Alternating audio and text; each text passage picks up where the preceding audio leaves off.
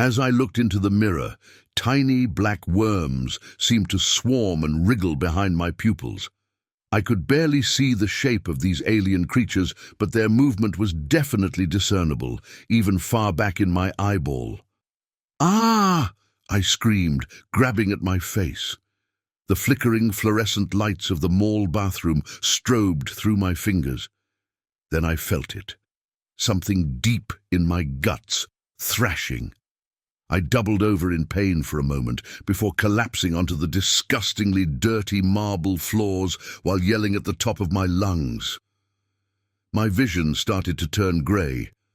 I saw my shirt start to bow outwards as something ripped its way out of my belly. There was a burning pain as a slimy black worm, as thin as a pencil but many feet long, ripped through my skin and the fabric of my t-shirt. Its body was covered in gore and blood. Warm streams began to soak into my white shirt and run down my belly and chest from the wound. I lay there, staring in horror at the alien abomination as it turned its miniature face to look back at me. Little black eyes stood on stalks, coming off the top of its head. Its mouth opened with a hiss, its lamprey-like mouth showing hundreds of tiny, spike-like teeth as it stood straight up in the air, part of it still inside my belly, looking like a tiny cobra coming out of a basket controlled by an invisible snake charmer. Except instead of a basket, it was my body. I screamed and screamed as I passed out, hearing footsteps running towards me from other parts of the mall before my vision turned black. Earlier that day, I had hiked the highest mountain in the state, taking in the endless forests that extended to every horizon and breathing in the fresh spring air. Everything felt just perfect. The endorphins from the intense hiking gave me a sense of inner peace, and I breathed in deep, smelling the flowers and pine trees all around me, as the last traces of winter faded under the hopeful warmth of the spring sun. My girlfriend stood next to me on top of the mountain, her blonde hair flowing in the soft breeze. "This was a good idea," I said to her, smiling. She nodded. "It always is, Alex. I love this place," Anastasia said in her barely discernible Russian accent. "Ever since I moved to the USA as a kid, this has been one of my favorite spots. My family used to come up here to camp all the time." I looked at my watch and signaled that it was time to start heading back. We left the fire watchtower, slowly descending the steep steps, and returned to the main trail. The sun had started to descend into twilight. As we neared the parking lot, I saw something up ahead on the trail that hadn't been there on our way up. At first, I had no idea what I was looking at, until Anastasia started to shriek, her hands on her cheeks as she looked ahead in horror. Her blue eyes were wide and staring. I looked from her to the pile of red on the trail, uncomprehending, and yet as I inched closer, understanding started to come to me. It was a body, a human body. It looked like it had been ripped apart from the inside. The face was still intact, and I recognized that it was an old Asian woman. Her eyes were looking up blankly at the dying light of the sky. Her belly and chest, though, were totally unrecognizable. The organs had all been eaten away, and now the only thing remaining was a pulpy, bloody mess. The ribs stood straight up, as if something in the center of her body had eaten what it wanted, and then, when it decided it felt full, simply pushed its way out of her solar plexus, ripping open the muscle, tendons, and skin on its way out. "What the fuck?" I said. Anastasia still stood behind me, hyperventilating and yelling in incomprehensible gasps. "Anastasia, call the police!" In my panic, I had forgotten that we had no cell service all the way out here. This state park was at least a 6-mile drive in through dirt roads. and cell phone service only reached the very outer perimeter of the park. Not all the way up here in the mountains. Anastasia tried anyway, but rapidly shook her head when she saw the lack of bars. Okay, I said, trying to calm myself. Just think. I backed away from the pile of gore on the trail, hugging Anastasia. She cried into my shoulder. We need to get back to the car, I said, trying to sound much more confident than I actually felt. We need to drive out of here as fast as we can and call the police. Then another thought came to me. What if whatever had done that to this poor woman was still here? I pushed Anastasia back away from my shoulder and looked around suspiciously. Suddenly, I felt watched.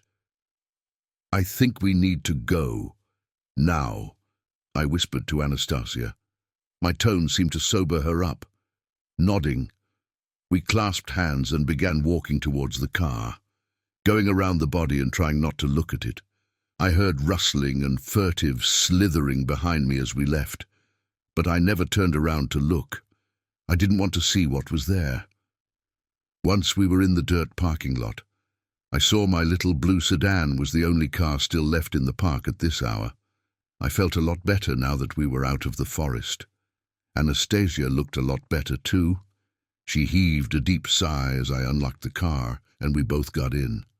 I put on my seatbelt, and Anastasia looked over at me from the passenger seat. "What do you think that was back there?" she asked. I shrugged. "Baby, I have no idea," I said. "I'm just glad we're out of that place. I've been hiking my entire life, and I have never seen anything like that.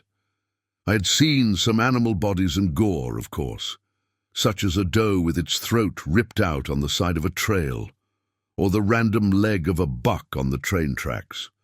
Where the rest of its body had gone, I had no idea. I had never figured it out. Maybe the passing train had just sliced off its leg and pushed the rest of the body forward towards a bridge with deep water running underneath further down the tracks. But it had seemed very weird to me at the time.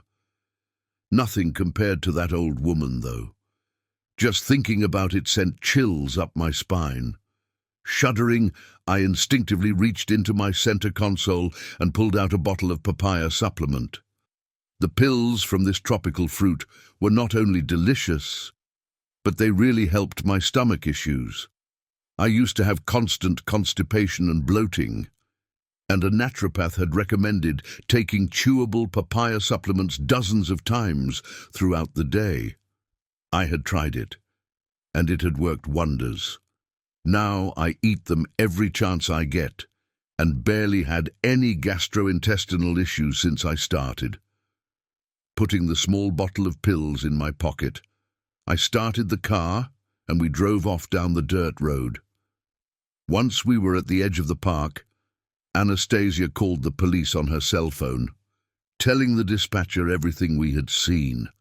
The dispatcher took down our names and phone numbers in case they needed to ask us any more questions, before proceeding to assure us that both park rangers and police officers were on their way to the body.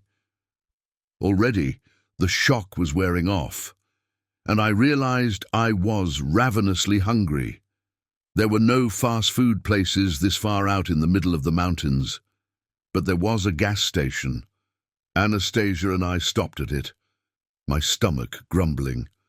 I took a couple more papaya pills before we entered the building. We walked around, looking at all the junk food and sodas lining each shelf of the place. Anastasia walked over to the open cooler. "Oh, look, they have sushi," she said excitedly. I looked down at the plastic-wrapped container, rolled up balls of white rice and fish surrounded by a thin, black covering. We each grabbed one before getting some Gatorades and returning to the car. I was hungrier than I had been in a long time. Hiking up steep hills for hours on an empty stomach wasn't conducive to a clear mind. Opening up the container, I sniffed at the sushi suspiciously. It smelled totally fine. I opened up the soy sauce and began to dip each piece in it, eating the entire tray within a couple minutes, then chugging 2 Gatorades to finish it off. I felt so much better, and I could tell Anastasia did too.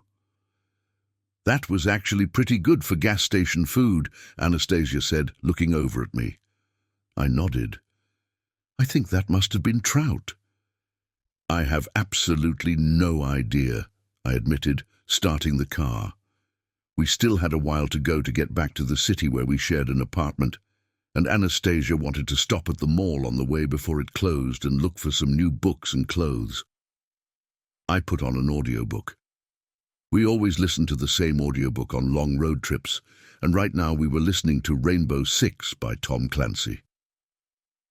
Anastasia shook her head in disgust at the evil characters in the book.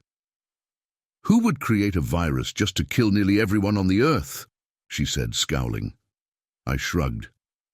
"Terrorists, I guess," I said. "There will always be evil people out there. You have no idea what they're capable of." We reached the mall 20 minutes later. The parking lot was nearly empty, which was expected for this time of night. It was closing in an hour, and most of the people had already done their shopping and returned home long ago. My stomach was doing flips and I groaned. I could tell Anastasia wasn't feeling too good either.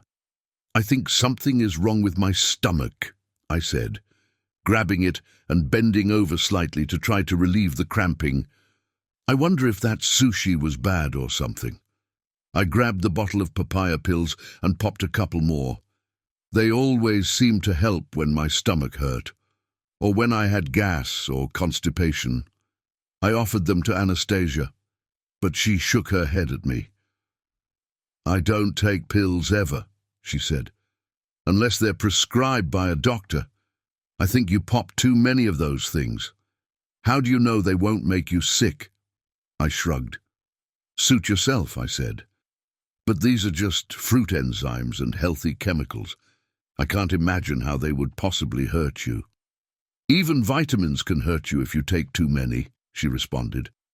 "I've heard of people dying from taking too much vitamin A or other supplements." Anastasia straightened her back, sighing. "I think the feeling is passing.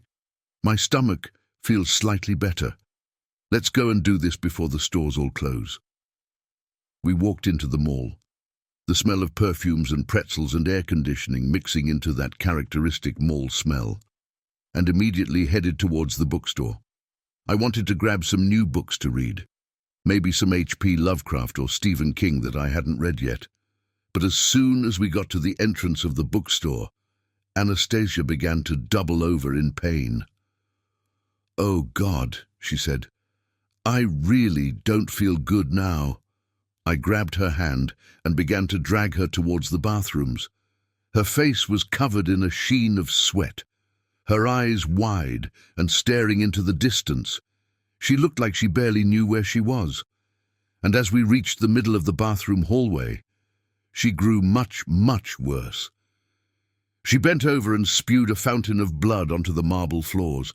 More blood began to roll down her face from her eyes, crimson tears that smeared her mascara and makeup. Her mouth was opened in a horrified silent scream, and then she collapsed onto the floor, seizing and kicking wildly, her eyes shooting open and then half closing with each spasm that rocked her body. "Anastasia!" I screamed. I pulled my phone out of my pocket and called 911. As soon as the dispatcher answered, I began to yell into the phone. "We need help at Redacted Mall immediately, in the bathroom hallway next to the bookstore. My girlfriend, she's sick. She's throwing up blood and she's having a seizure and I think she might be dying. Please hurry." Then my stomach began to tighten and twist, and I ran to the bathroom, dropping my phone on the way. I was worried about Anastasia, but I needed to use the bathroom now. And there was realistically nothing I could do for her anyway. I didn't have any medical training. I didn't even know CPR. All I could do was hope the ambulance and paramedics arrived fast. I ran into the bathroom, flinging open the stall and sitting down on the toilet. A rush of blood flowed out of me. In horror, I stared into the water of the toilet, which was now covered with pink, foamy, bloody stool. I felt like I would throw up, but I managed to keep it down. I cleaned myself up and hurriedly went to the sink to wash my hands so that I could get back out and stay with Anastasia while waiting for the ambulance to arrive. But as I looked up in the mirror, I saw something moving behind my eyeballs. They looked like little worms. I woke up in the hospital an indeterminate time later. I didn't know if a couple hours had passed or a couple months. I had no time reference and was totally confused. Then a rush of horrifying memories came flooding back to me. I shot up in bed, looking around frantically. Nay, a man in a black suit with black sunglasses sat in the chair next to my bed, playing on his smartphone. As he saw me sit up, he looked up from his phone. "Oh, good, you're awake," he said in a deep voice, his face deadpan and emotionless. "What?" I began, but he waved his hand at my protesting word, shooing it away like a fly. "I'm Agent Bowman," he said. Looking at the reflection of his dark sunglasses, I almost felt like I was looking at a mannequin. "An agent from where?" I asked. He shook his head. "Nowhere you have ever heard of, that's for sure. I'm from a classified agency unknown to the general public. We deal with little issues like you and your girlfriend had at the mall." "My girlfriend? Is she alive?" I asked, hopeful. He put his head down. "Look, I'm sorry to be the one to tell you, but..." That was all the answer I needed. I put my face in my hands and started crying hysterically. He got up, putting a hand on my shoulder. "Listen, Alex. Even you are lucky to be alive. You have been in an induced coma for the past week. They have been giving you extremely high doses of anti-parasitic agents intravenously. You had to have 3 surgeries to get all those things out of you. And even then, the doctors weren't hopeful. But you pulled through." He pulled out the bottle of papaya pills I kept in my car from a briefcase at his feet. They were in a plastic bag marked evidence. "My pills!" I exclaimed. He nodded. "These are the only reason you're still alive," he said.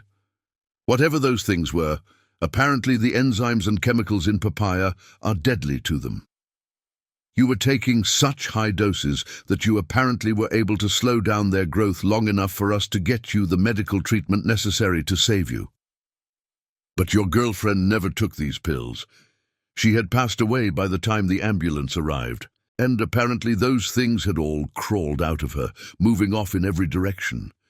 We have quarantined the mall and the surrounding area, and my agency is hopeful we can get all of them." "And what if you don't?" I asked, a creeping sensation of dread rising up my back. He simply shook his head, refusing to answer the question. "Okay, but what were they?" I continued, looking up at him, tears still drying on my face. He shrugged. "Nothing we have ever seen before, that's for sure," he said. "We captured some of the smaller ones and sequenced their DNA. They're totally unrelated to any known parasite or worm on Earth. We don't know where they came from, to be totally honest. Maybe they were bioengineered by some terrorist group, maybe they fell down from outer space and someone found the eggs and decided to contaminate some local foods with them. We are putting every agent at our disposal towards tracking down those answers." I looked at the bag with the papaya pills in them, still in shock from the news. The supplements I took had saved my life.